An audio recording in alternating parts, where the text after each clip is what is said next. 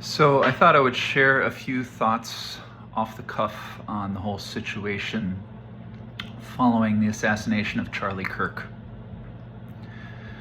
So this is spontaneous, probably incomplete, but I hope you'll find it useful. And I'm not going to be going through a lot of details about all the various things that are coming out about the guy who shot him, but more about the overall discourse and what's unfolding right now. So I'm going to start in a kind of a funny place, which is to say, if I hold up my hand like this,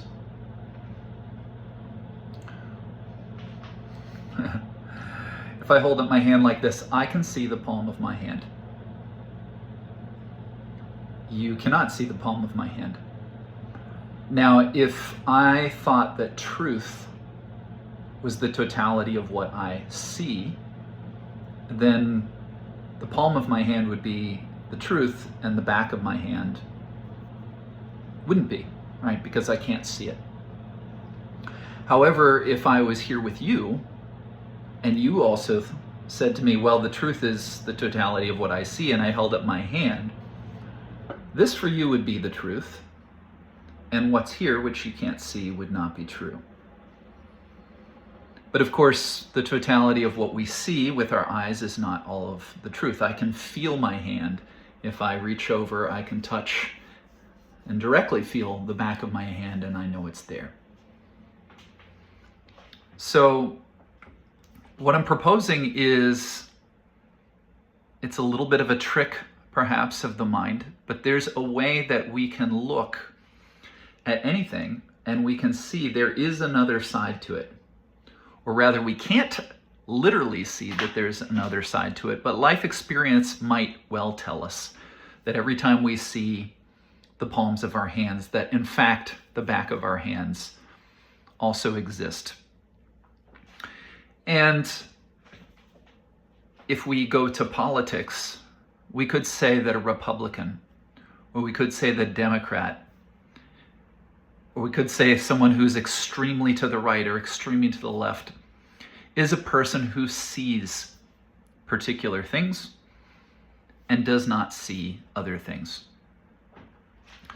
Now again, obviously I'm using some analogy here, but what I'd like to suggest as the first thing that could be really valuable for all of us is when we're reading about Charlie Kirk's assassination, when we're reading about the fallout from the situation, when we're reading what other people are saying, when we're reading about or watching a video, about the government response. If what is being proposed does not match our way of seeing reality, are we still capable of saying perhaps what the other person is saying is kind of like a description of the back of my hand that I can't see? In other words, maybe a person is a Democrat because they were born into such circumstances where everything they would see, everything they would hear, would confirm a certain view of the world where it just made sense to be a Democrat. And we could say the same thing of the Republican. Maybe the Republican was born into certain circumstances where certain, experiences in life were emphasized as being important, where certain things were taught to the child as being right or wrong. And while another person might reverse the right and wrong, for this person, everything in life experience has brought them to the way of seeing the world this way. So we don't hopefully make the mistake of telling others, or even within our own minds, labeling others as those who see it wrong. This begins to become not only a description of a difference of opinion, it becomes a way of saying that the other person is incapable of proper perception or incapable of improper thought. Those with the different view than myself are literally dysfunctional in their thinking. They're somehow cannot be trusted to, I don't know the answer to 2 + 2, or cannot be trusted to know if they're looking at a sunrise or a sunset. Now, I'm not talking a lot of detail, again, about Charlie Kirk.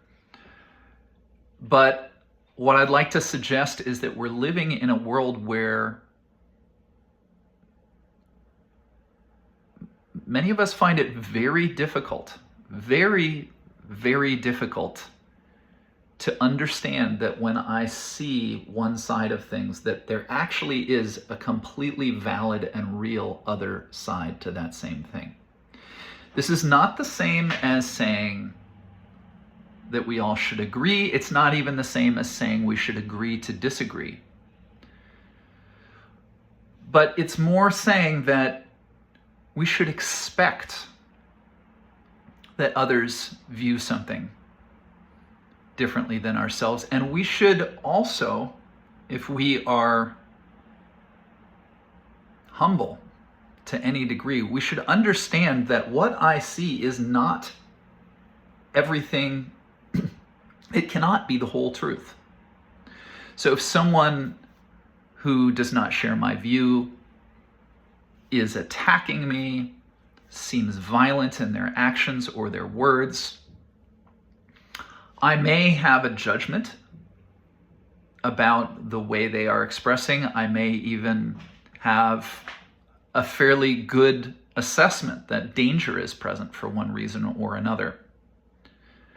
But if I never pause to ask how a person could come to be like the other that I am facing in this moment, if I never ask that question, it's going to be really, really, really difficult for me to live in the same world as the other. I think this is an enormous problem at this point. And yet, we could begin to develop a different kind of perception where we know that the front and the back of the hand always go together. And this could be with something like a question like abortion. You know, the two basic views for and against.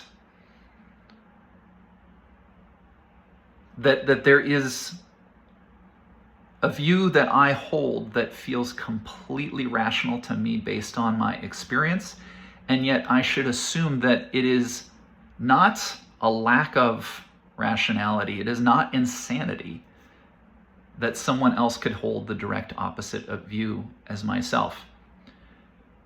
But rather, it's almost guaranteed that someone else has lived their life from day one in such a way that my view would never have appeared to them. And in fact, if anything, my view could appear crazy to the other. So this doesn't solve problems necessarily, but what it does is it allows me to face the other.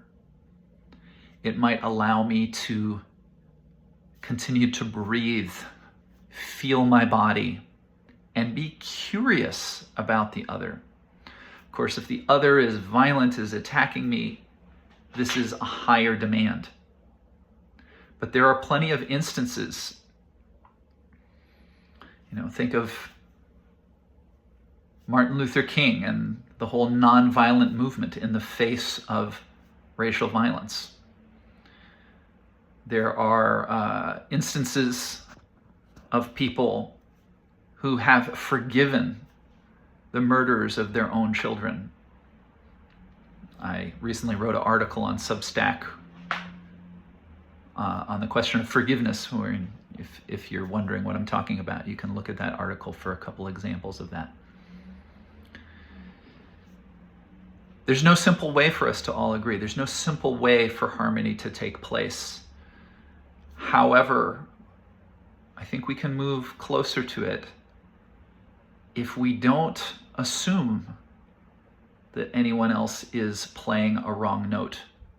Rather, they are playing a note that we have not yet understood how to be in relationship with. So those are some of my thoughts. There's plenty more that could be said.